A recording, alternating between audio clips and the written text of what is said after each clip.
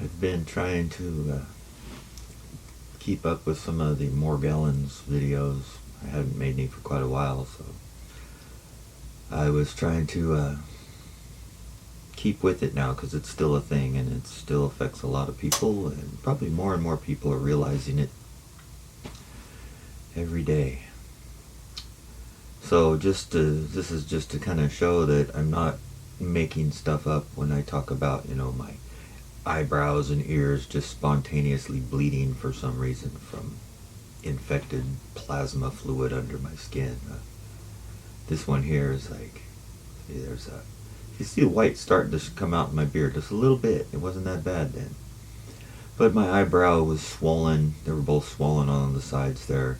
The temples of my head were swollen. I didn't even realize it because it happened over time, slowly. And, it wasn't quite a while before I realized there was even, I know I looked different, but I couldn't figure out what it was. It was this swelling. It seems to come from the top of my head and the sides. And then there was also at the same time all these bumps on the back of my neck that seemed to migrate really slowly. Like over the course of a week, these little bumps would move farther and farther up the back of my head and towards my ears, and when they got to where my ears were, I could feel the little bumps under the skin, and they would kind of break open and burn and bleed. You can see the date here. This was December 1st of 2016. That was about a year after I'd closed my shop because I could not work it there anymore. And this, it's just split open and it would start to bleed. Here's some of where they're saying the bumps were. See all these little dots? Those dots are kind of what the bumps were. They'd migrate up here to my ears, and some of them would seem to sprout out at my eyebrows too, right on the corners there, and that's where it would bleed, not coincidentally. It's little lines underneath there, yeah. There's my eyebrow. It would just split open. These lines on my forehead too, these would get really pronounced, and then they would kind of go away, and then same thing on my little Atari symbol there, and a little line on my nose even would get really pronounced and then go away. And the swelling wasn't major. You couldn't see some big swollen area. It was so minor that if you didn't know it was swollen, you probably wouldn't think it was swollen. I didn't even realize it was swollen at first until it started to bleed, and then I realized, oh wait, it is swollen. It's just so thin and spread out, it's hard to tell. Like that. I didn't get my ear caught in a weed eater or punch myself in the side of the head. You can see the swollenness on my eyelid right there. That's some of the example of it right there. The little bumps would migrate up my neck to my ears, and these ones up here just seem to like migrate from my middle of my eyes, right, actually. Thinking about it. Okay, next. In my ear too, a little bit. Yeah, that's great. That's great. Perfectly normal. Oh, and this right here, see the line? These white hairs would first appear along my jawline, and it burned. It like burned, my neck burned, my jawline burned, and it burned right up the side of my head. It was burning feeling on my ear. I took these pictures just kind of documented so that a later date I could go over it, assuming I survived.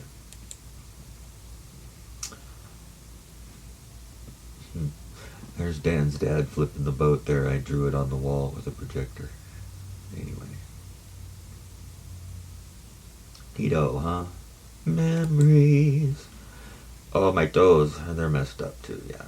Quite suddenly, just all of a sudden I have, what do they call those, bunions? Yes, I didn't have any, but within the course of a year and a half or so of having health issues, suddenly I've got big bunions. I like big bunions, and I cannot lie. I don't like bunions. It's some bullshit. And every one of my knuckles is swollen on my toes, and they're like that to this fucking day. That will not fucking go away. Unless I go and stand in the river every single day for a few months, and then it kind of goes away, unless I'm out of the water for too long, and then it comes back again. Completely impossible to stop. So, yeah. Can you say toxic buildup in the joints and calcification? You sure can. You see the gaunt, drawn in look right there. That's what the Raynaud's does. When my fingers do the Raynaud's and my hands turn white and frozen and burning and hurting, my skin vacuum seals. It like draws inward. And so what? My autoimmune disease is telling me that I'm freezing to death, so my brain says to shut off the circulation to my extremities, and that causes my fingers and toes and feet to vacuum seal. And I could see a loss of pressure in the blood, maybe doing something like, but they would like something was pulling a vacuum inside my body. This is a bunch of solicitate. What do they call that? This was something I was trying to, I thought it was a bacteria infection or something. I wasn't really sure at first. So this was some ammonium salicylate my friend gave me to try to see if it would, if it was an infection, this should kill it. And it didn't do anything. It just burnt a lot when I put it on, but it didn't actually affect it any. But I put it on because it was quite painful. I guess that's the last one for here. Yeah. And, I used to have this motorcycle shop, where I, worked and did stuff at, like this. Here's Goldie Hawn, if she opens up. This is my GS 1150E. I call her Goldie Hawn. It's not completely finished yet. I had to give this bike to my landlord towards some of my back rent that I owed on the shop. I couldn't work anymore. And my mom made the seat. Well, her and I both did. She made the seat cover though out of some leather we went and got. Which I really liked that seat cover. It came out nice. I like the gold on gold. Here's one of the first Moto Guzzi's I worked on it. Tired iron when it was Stan. When Stan owned it and I was an employee. This is a 750 Ambassador. Yeah. An Ambo. These may or may not have been the carbs from that Ambo. No, they're not that one. These are different ones. Getting cleaned out. Because I did every aspect to these motorcycles. I did everything on them. I mean, we literally took the shocks apart and rebuilt them. We pulled the cogs out of the transmission and the spacers and the washers. Every nut and bolt and washer. And we powder coated them completely. Everything was not painted when we were done on our bikes, at least. They were powder coated. Yeah, this was some of the coming apart. And there's Delortos I was working on. There's even a little more apart. This one, this was a California, I think. I'm not sure on this one. It's been a long time since 2009. So it's been a minute. These are what the carbs kind of look like when they were done. Here's a frame that I just got done powder coating, and yeah, let's see what we got next. This was a tank we were doing an experiment on because it had, some little pitting, and so we did body filler on it and smoothed it out. And I think we powder coated this one gray silver. There. Come on now. And then see, here's the fork tubes being disassembled, kick, center stand, and the bars. Every single little piece was powder coated individually. There's some close-ups of them. We put these in vibratory polishers and burnished the parts to get them clean. This was our powder coating oven with the things hanging in there. What they look like coming out. What an awesome shop that was too. Stan's shop. Out in the sunshine. It's a nice shiny Delorto. Yeah, this is that bike that had the Benelli tank on it. That's right. We also had a 63 Ford F100 short bed pickup that we bought a 69 Cougar and pulled the 351 Windsor out of it and then built it and hot rodded it, and then made it to a Mazda 5 speed. I never got to see that truck completed because he closed shop before it was done, and I think he sold it. This was that tank. This was our powder coat that was chrome powder coat.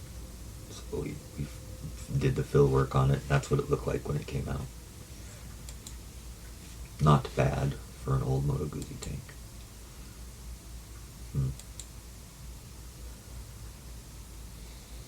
And a picture of the sky. It looks perfectly natural. Perfectly natural. There's Stan's Lincoln. It's a 668 Lincoln Mark. That was a pretty cool car. It rumbled until you fired up, just boom. Very nice. Here's a view across the shop and Pinto. I think that's the Lincoln right there. What else we got? There's my old Beamer, 633 CSI. I forgot about that other one there. Back there we got the old Mercury wagon that was in there too. That's right. I haven't looked at these in a while, really. A motor, the same motor, the motor right in the frame after it's going back together. You know, I'm capable of doing this kind of work. Rebuilding the alternators and the starters and all that. Every little bit of it we did. There's a generator, there's one. That's what it's like after I'm done with it. There's the starter. Befores and afters going in the wrong direction. Here's this bike as it was going back together. I'm not sure which one that was. This is the Windsor block that we got out of the Cougar and built for the Ford truck as it was getting built. That's about to fly to Moorage. There's my old Lincoln Mark 8 that I bought from Stan. He had me put a coil suspension on it all the way around, get rid of the airbags because they were acted up. And I ended up buying this from him. It was a great car. Really liked that car. I ended up selling it when I got the BMW though. Ush, that's right. 720 Ush. One of our motors. That's a Lincoln motor. I think that might have been the tranny from, I don't know what that was for. Here's when I had my shop, the first place that was, actually I was the owner. But this is later, after I was mobile. This was the Stan's shop across from Fort Vancouver High School. There's my sign. The sign's up at my dad's still. If I ever open my shop again, hey, I got a sign. Okay, I think that's all for this folder. A few more in here. Let's see, this is my shop at 8013 St. John's Road, Unit I. This was a customer who brought his Guzzi in. I worked on. Over there. Somewhere up here. Here you go.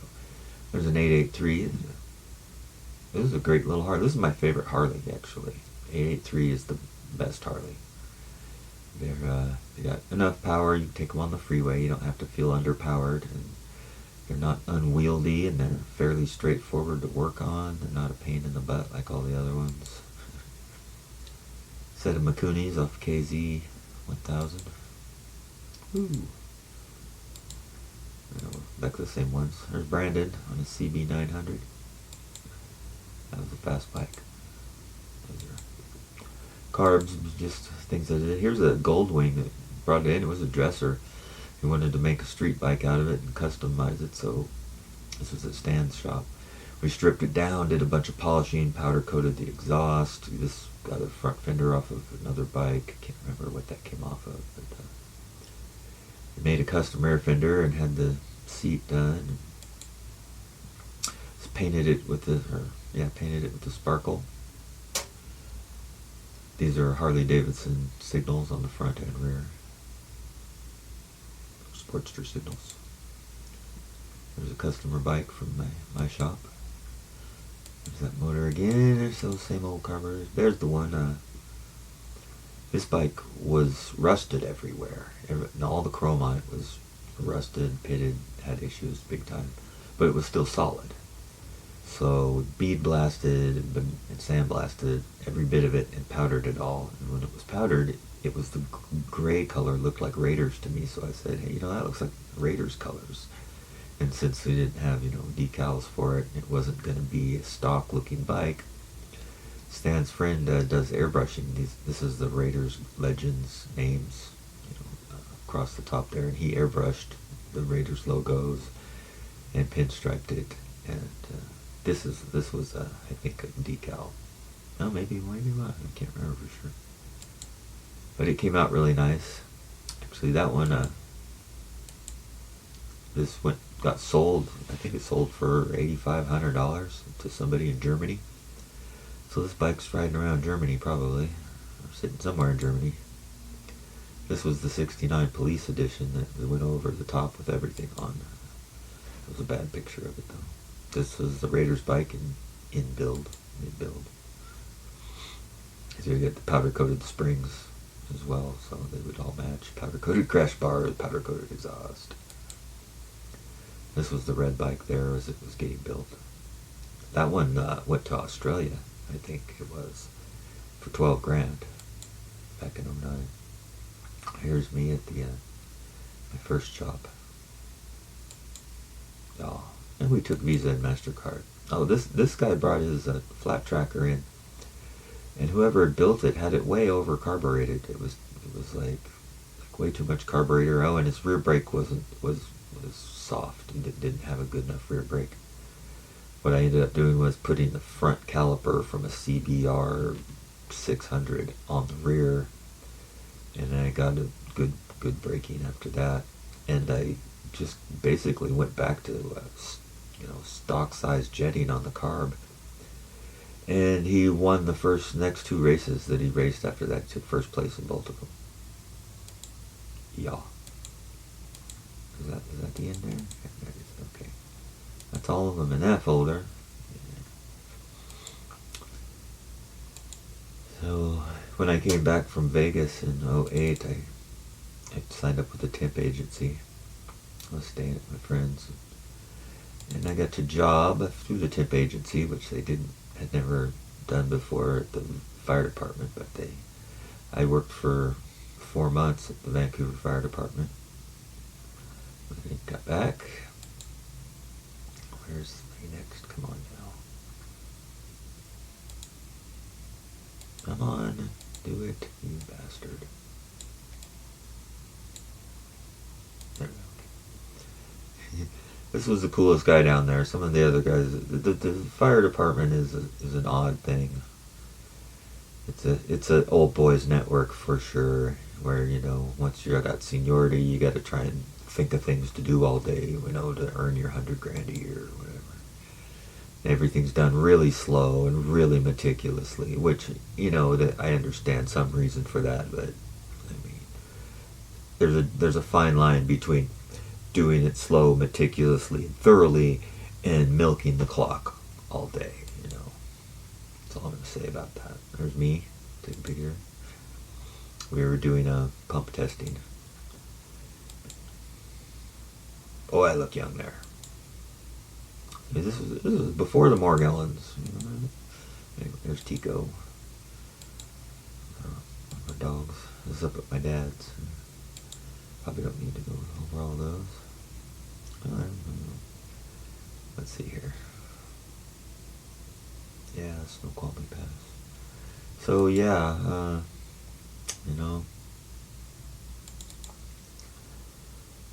Morgellons stuff. And the thing is, where these things would happen, this is where the white and silver hairs just first started to grow, and I can feel these. My beard and hair in different places felt like needles poking me. And that's one of the things of Morgellons. It's seriously fucked off for something that doesn't exist. So anyway, I don't know if that was terribly interesting to anybody, but it's just some proof that I'm not talking out my ass and making shit up about Morgellons. This idiot thinks he's got some unknown disease. No, it's real. Alright, that's it. If you got Morgellons,